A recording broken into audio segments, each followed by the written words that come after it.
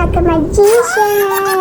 Ngayon, magre-reveal ako ng isa nating unique na magic. So, nakikita nyo ba yan?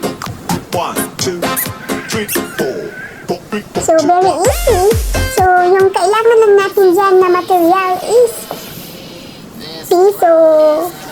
Dalawa yan po, at saka dito, at saka water bottle na lagyan ng tubig. So, yung kailangan lang natin is mag-itchus-itchus tayo sa magic. Rigo, gusto mo ng lento? So, ito na mga ka-magician. Okay, mag-start na tayo ng ating reveal. So, gaganyan ka, diba? So, 1, 2, 3, start!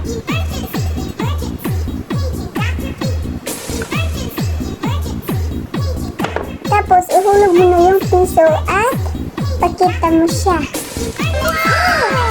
Yun, may piso sa loob. So,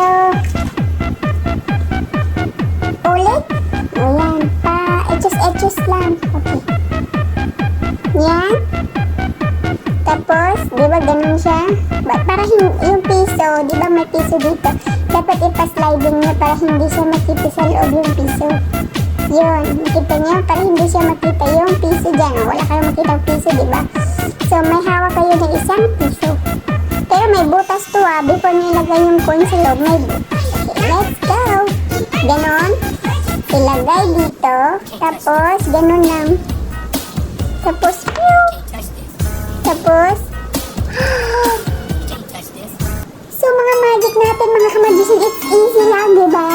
So, thank you po sa panonood ng aking Mekas Magic!